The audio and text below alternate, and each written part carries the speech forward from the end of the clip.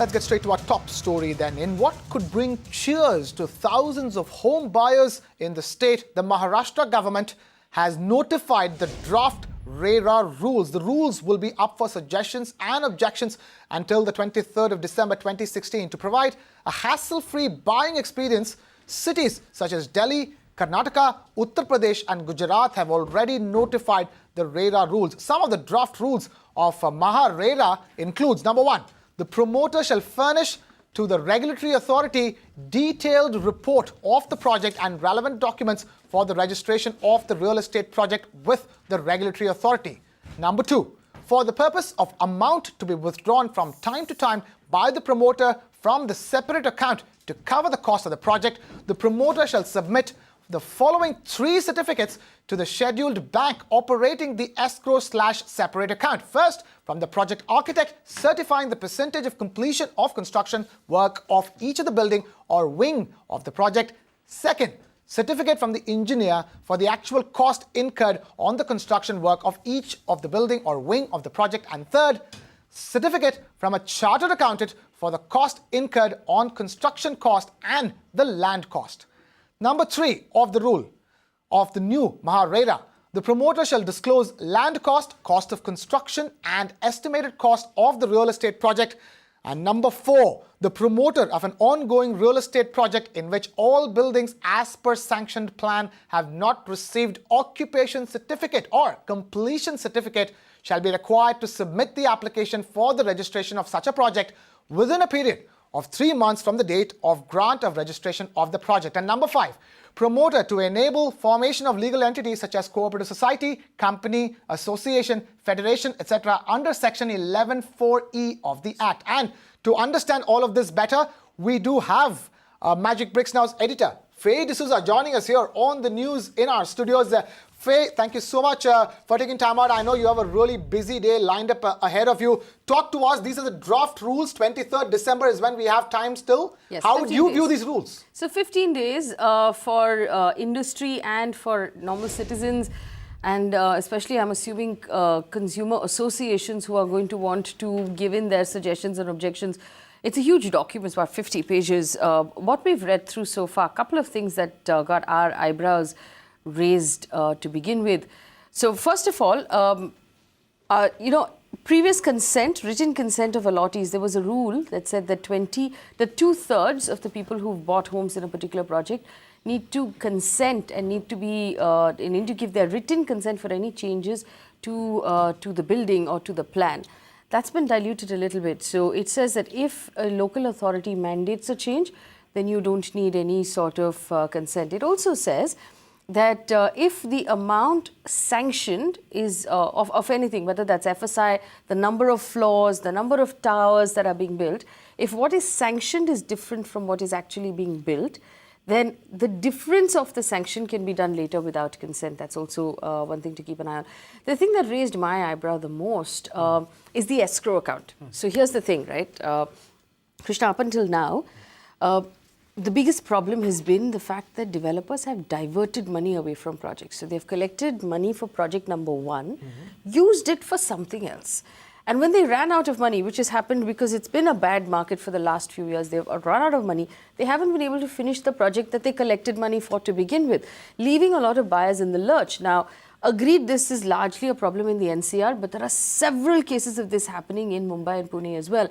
Now, the escrow account was meant to solve that problem, which basically means that if you collect any money from a customer, 70% of that money has to go into one account, and that money can only and only be used for construction of the project that you collected money for.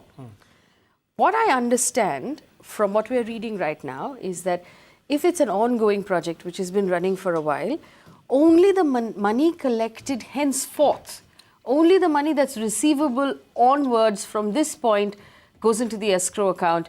That too, there are lots of clauses that we can talk about, but fundamentally the money that's been collected up till now is not being escrowed. So this is, from a home buyer's point of view, this is going to be a point of debate because home buyers are going to wonder what happens to the money that's already been collected by the developer and has already been diverted by the developer. There is no mandate for that developer to bring that money back and put it in that escrow account. Faye, from what you're saying, just correct me if I'm wrong, does that mean that the Maharashtra RERA or the Maha RERA is diluting, one of the most important things that the original RERA came with? Well, I know that there'll be a lot of debate on this point, Krishna, but I'm going to say yes. This is a point that has been diluted. Let me give you both sides of this debate. On one hand, you have developers who are saying, how are we going to bring back money that has already been spent?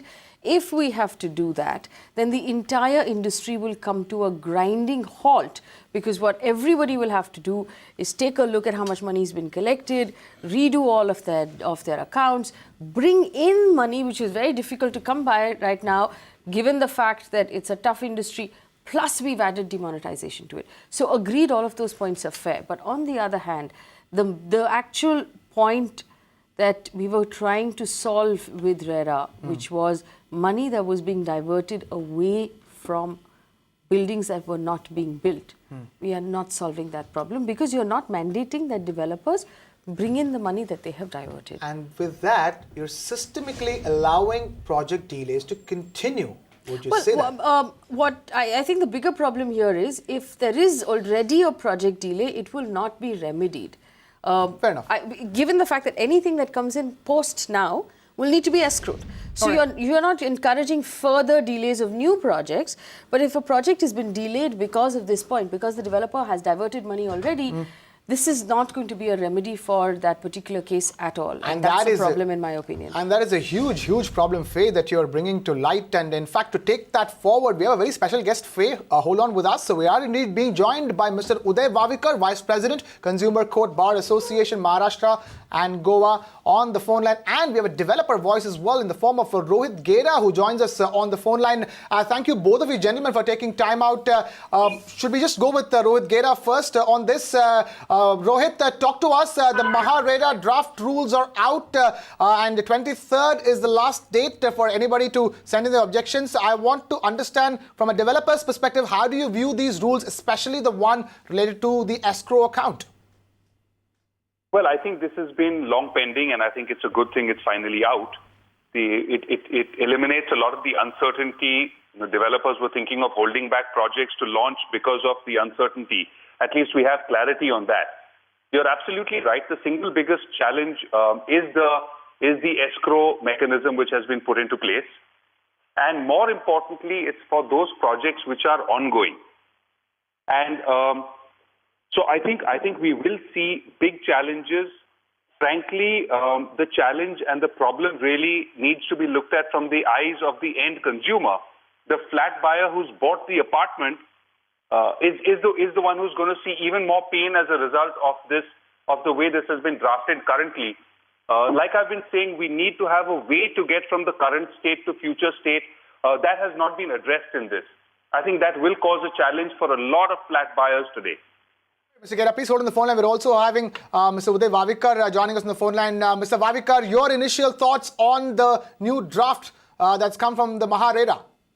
Lot of transparencies, but I'm really upset because most of the important points are diluted.